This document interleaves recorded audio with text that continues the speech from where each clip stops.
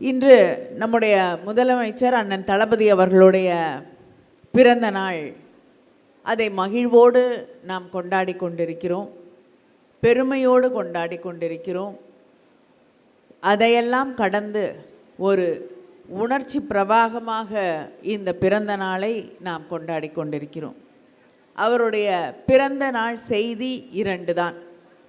நம்முடைய மண்ணின் உரிமைகளை, தமிழ்நாட்டின் உரிமைகளை பாதுகாக்க வேண்டும். அதே நேரத்திலே நம்முடைய மொழியை பாதுகாக்க வேண்டும், நம்முடைய பிள்ளைகளின் எதிர்காலத்தை பாதுகாக்க வேண்டும். இதற்கு நாம் ஒன்றிணைந்து போராட வேண்டும் என்பதுதான் முதலமைச்சர் அண்ணன் தளபதி அவர்களுடைய பிறந்த நாள் செய்தியாக இருக்கிறது. சில பேர் கேட்கிறார்கள், ஏன் இன்னும் மொழியை பற்றி பேசிகிட்டு இருக்கீங்க? திரும்ப திரும்ப தேர்தல் வருகிறது என்ற காரணத்திற்காக மொழியை, மாநில உரிமையை பேசுகிறீர்களா அப்படின்னு கேட்குறாங்க. நான் திரும்ப திரும்ப அவர்களுக்கு சொல்லக்கூடிய பதில், வரக்கூடிய தேர்தல் சட்டமன்ற தேர்தல். நாட்டுக்கு நடந்த தேர்தல்லையே இங்கே பிஜேபி ஒன்றும் இல்லை இல்லையா? மலரவே இல்லை, ஒரு மலர் கூட இல்லை. அதனால் சட்டமன்ற தேர்தலில் நாங்கள் எதுக்கு உங்களை பற்றி கவலைப்படணும் இல்லையா?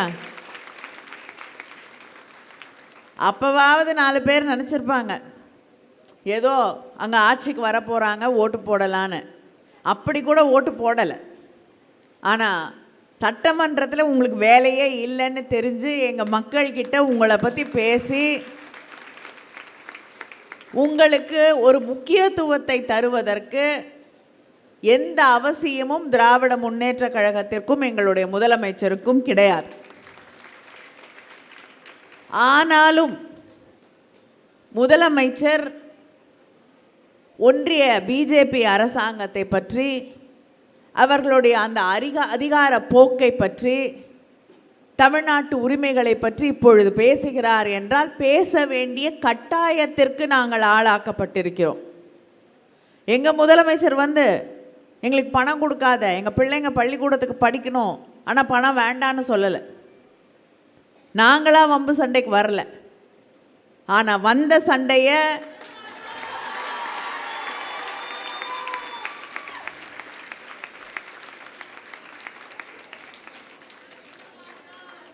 நீங்களா வரீங்க சண்டைக்கு, நாங்கள் வரல.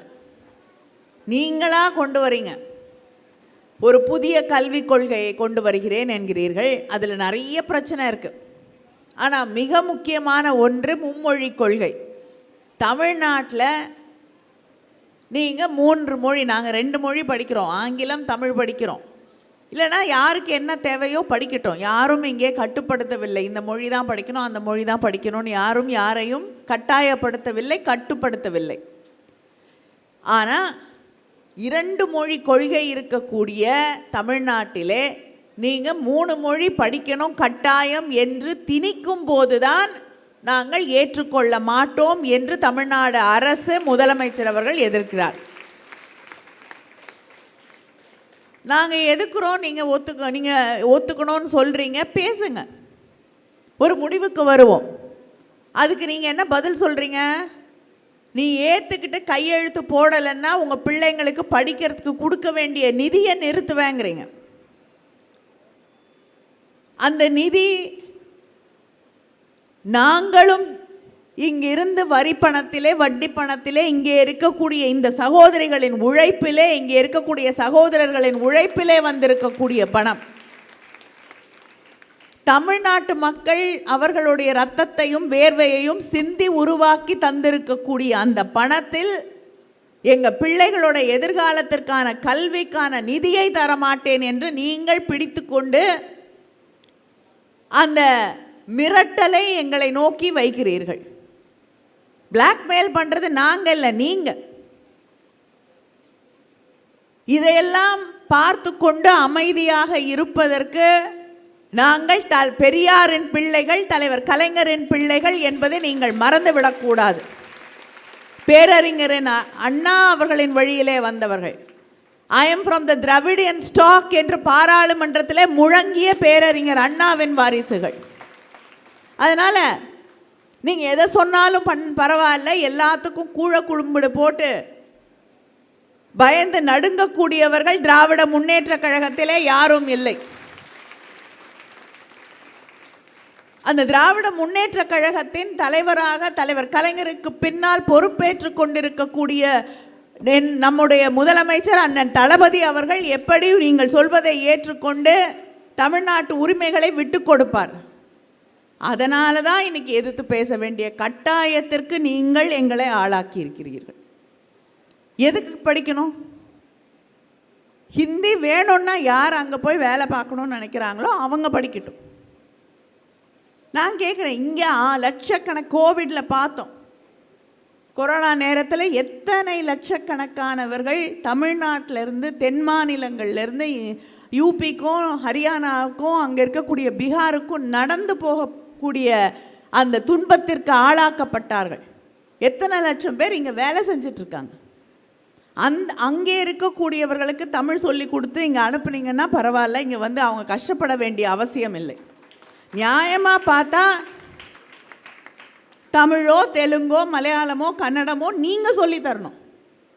இங்கே வந்து கடைக்கு போகும்பொழுது அவர்கள் எவ்வளோ சிரமப்படுறாங்க, ஒரு ஹாஸ்பிட்டல் போகணுன்னா எவ்வளோ சிரமப்படுறாங்க, அந்த பிள்ளைங்களை படிக்க வைக்கணுன்னா எவ்வளோ கஷ்டப்படுறாங்க, இதெல்லாம் நீங்கள் நினச்சி பார்க்குறீங்களா? எங்களுடைய பிள்ளைகள் அங்கே வேலைக்கு வரும் பொழுது அதிகாரிகளாக வருகிறார்கள், ஐடி நிறுவனங்களிலே வேலை செய்வதற்கு வருகிறார்கள். அவங்களுக்கு ஆங்கிலம் தெரிந்தால் போதும். நான் இத்தனை வருஷமாக இருக்கேன், எனக்கு ஹிந்தி தெரியாது, எனக்கு அவசியமும் இல்லை, ஹிந்தி கற்றுக்க வேண்டிய அவசியமும் இல்லை. போன உடனே கேட்பாங்க, ஹிந்தி தெரியாதா, நீ இந்தியா இல்லையா இருக்கேன்னு. உன் இந்தியா வேற, ஏன் இந்தியா வேற, நான் கற்றுக்க மாட்டேன் போ.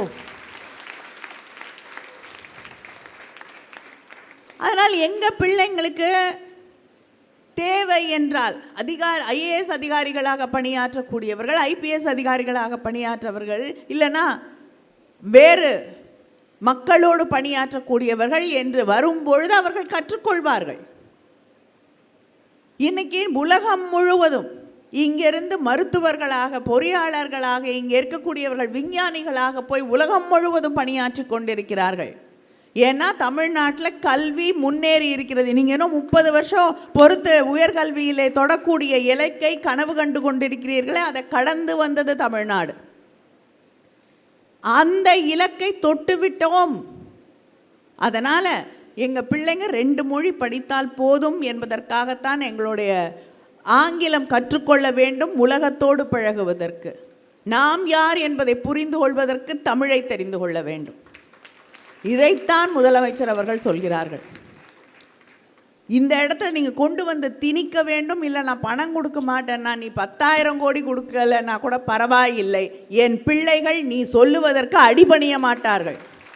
இதுதான் நம்முடைய முதலமைச்சர் அவர்கள் நமக்கு தந்திருக்கக்கூடிய பிறந்த நாள் செய்தி. அதே போல் இன்னும் டீலிமிட்டேஷன் பற்றியே பேசலையே, ஏன் இப்போவே ஆரம்பிக்கிறீங்கன்றாங்க. எல்லாம் வந்து முடிஞ்சு தேர்தல் முடிஞ்சப்புறமா பேச முடியும்?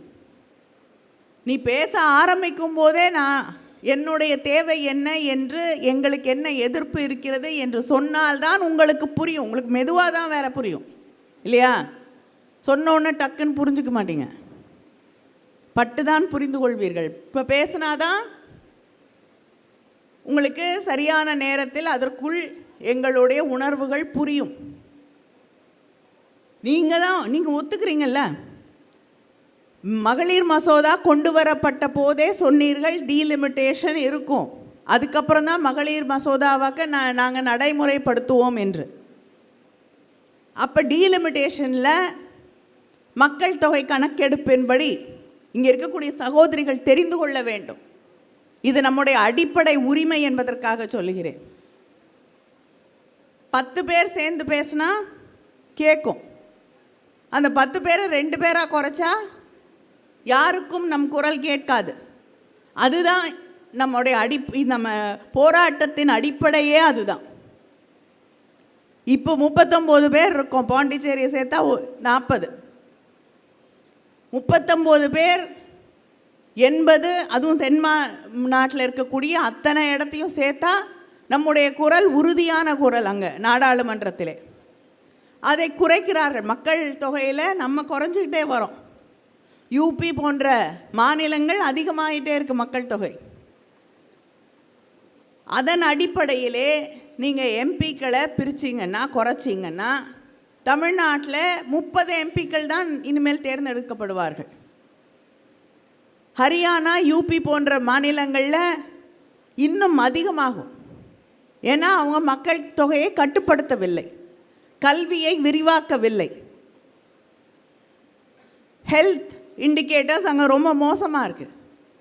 இப்படிப்பட்ட ஒரு சூழலிலே நாம் நம்முடைய உரிமைகளுக்காக இன்றிலிருந்து போராடினாதான் நீங்கள் கணக்கெடுப்பை ஆரம்பித்து அந்த மறு சீரமைப்பு கொண்டு வரும் பொழுது ஒரு நியாயத்தை அங்கே உருவாக்க முடியும்.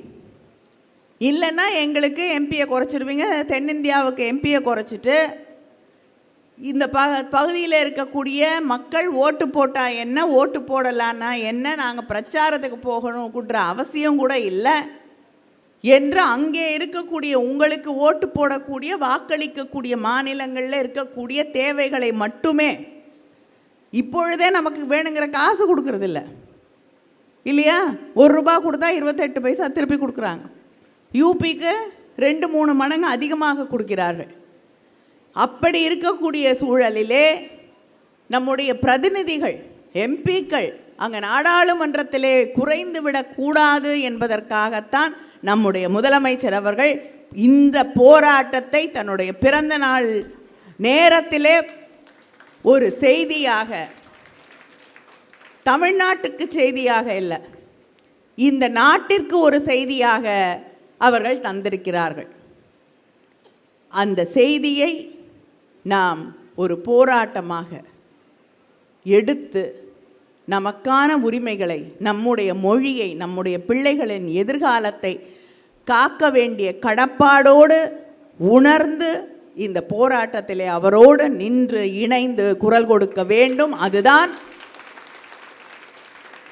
நாம் அவருக்கு செய்யக்கூடிய மிகப்பெரிய பிறந்தநாள் பரிசாக இருக்கும். நம்முடைய முதலமைச்சருக்கு மட்டுமில்லை, நம்முடைய தலைவர் கலைஞர் அவர்களுக்கு, பேரறிஞர் அண்ணா அவர்களுக்கு, தந்தை பெரியார் அவர்களுக்கு, திராவிட இயக்கத்தின் போராளிகள் அத்தனை பேருக்கும், இங்கே இருக்கக்கூடிய சகோதரிகள் செய்யக்கூடிய மிகப்பெரிய பரிசு, கடமை என்பது நம்முடைய அந்த போராட்டம் நம்முடைய உரிமைகளுக்காக தொடர்ந்து போராடுவோம். நன்றி, வணக்கம்.